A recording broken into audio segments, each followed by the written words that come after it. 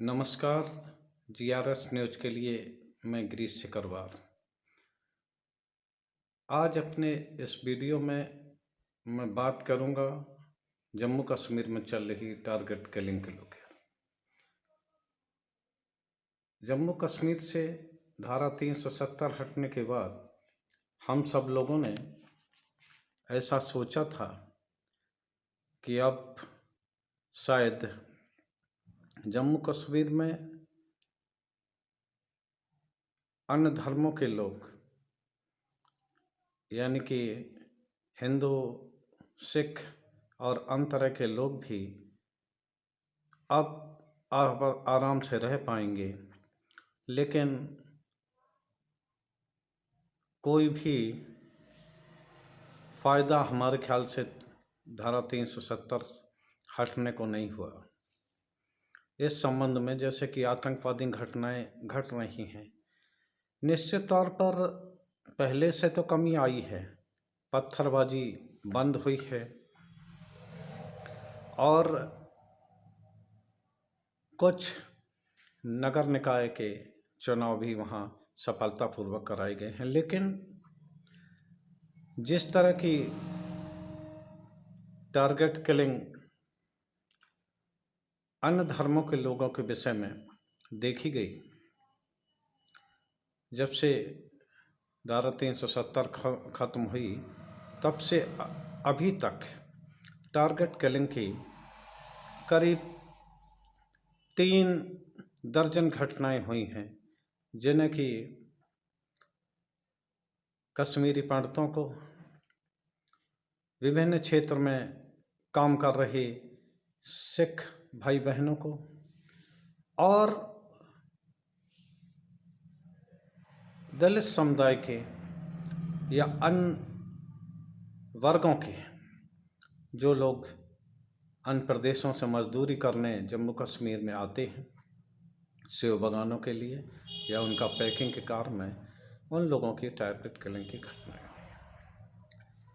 सरकार ने जैसे ही 370 खत्म हुआ, सरकार ने आश्वासन दिया था कि अब कश्मीरी पंडितों को नौकरी दी जाएगी उनके मूल प्रांत में और उनकी सुरक्षा का ख्याल रखा जाएगा।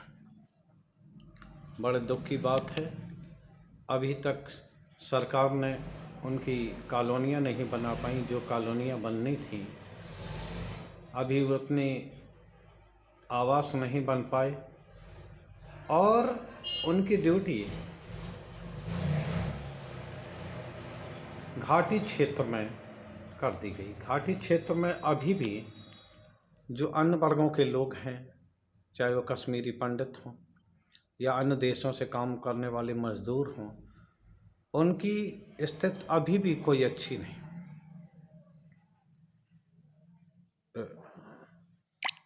अभी हाल में कन्नौज के 2 मजदूरों की हत्या कर दी गई आतंकवादियों द्वारा। हालांकि उसमें एक आतंकवादी सरकार ने पकड़ने का दावा किया है और सर्च ऑपरेशन चल रहा है।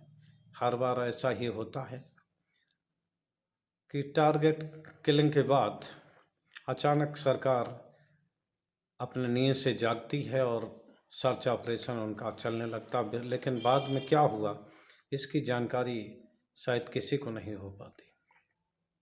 मेरा सरकार से आग्रह है कि वो 370 हटाने को ही खाली अपनी उपलब्धि न माने। जब तक अन्य धर्मों के लोग जम्मू कश्मीर में वैसा न समरस मालूम करें जैसा कि अन्य प्रांतों में जम्मू कश्मीर या अन्य प्रांतों के लोग निसंकोच रूप से रहते हैं, वहाँ अपना व्यवसाय कर सकते हैं, वहाँ घूम सकते हैं, तब तक अपनी उपलब्धि नहीं मानना चाहिए। कश्मीरी पंडितों का आज भी बुरा हाल है और वो अभी भी जो लोग थोड़े बहुत रह भी रहे हैं घाटी में, तो वो बहुत डर डर के कब किधर से कोई गोला आएगा या ग्रेनेड आएगा और उनकी जान ले लेगा। कल कुछ लोग ठेकेदार से अपने पैसे लेने गए थे दिवाली त्यौहार के लिए, 2 लोग केवल उसमें वो कर रहे थे। उसी समय कन्नौज के 2 मजदूरों की गोली पहले उस ग्रेनेड फेंक कर उन्होंने आतंकवादियों में फेंकी, जिससे उनकी मौत हो गई।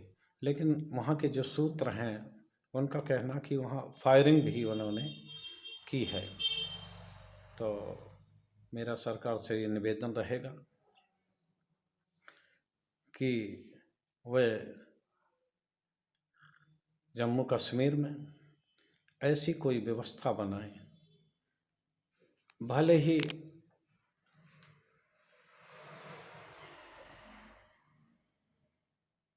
ही अलग कॉलोनी करने का निर्माण हुआ, लेकिन सरकार याद रखे कि अभी भी जम्मू कश्मीर के न तो नेता उनको स्वीकार कर रहे हैं और न वहाँ की जनता स्वीकार कर रही है। ये बात अलग है कि जम्मू कश्मीर का पूरा आर्थिक ढांचा पर्यटन और सेब बागानों से चलता है, और सेब बागानों में जितने भी लेबर है वो अधिकांश अन्य प्रदेशों की, उत्तर प्रदेश या अन्य प्रदेशों की है।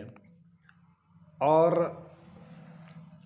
पर्यटक भी सब बाहर से जाते हैं, लोकल वहाँ कोई भी नहीं जाता है। तो सरकार ऐसी कोई व्यवस्था करे जिससे कि लोग हैं और टारगेट किलिंग से उन्हें बचाया जा सके। ये निश्चित तौर पर एक छोड़ देने वाली बात है कि सरकार इस संबंध में कुछ कर नहीं पा रही है, और बेचारी बेकसूर सरकार की घोषणा के कारण कि अब वहाँ अमन चैन है, यहाँ से लोग वहाँ जाते हैं और वहाँ पर उनके साथ भेदभाव होता है, उन्हें शक की निगाह से देखा जाता है, और कहीं से आने वाली कोई गोली उनके प्राण ले लेती है। तो सरकार से निवेदन है कि वो इस बारे में विचार करें और कोई ऐसी व्यवस्था बनाएं जिससे कि अन्य धर्मों के लोग या अन्य जगहों के लोग जम्मू कश्मीर में अपनापन महसूस कर सकें। अभी जब फारूक अब्दुल्ला जी का हमने बयान पढ़ा तो वो धारा 370 हटाने को एक अन्याय मानते हैं, और जब तक अन्याय यानी उनका साफ कहना था कि जब तक पुरानी स्थिति बदल नहीं जाती या जब तक अन्याय रहेगा तब तक ऐसी स्थिति आती ही रहेगी। तो सरकार ऐसे तत्वों को भी गंभीरता से ले और उनका माकूल इलाज करे। जय हिंद।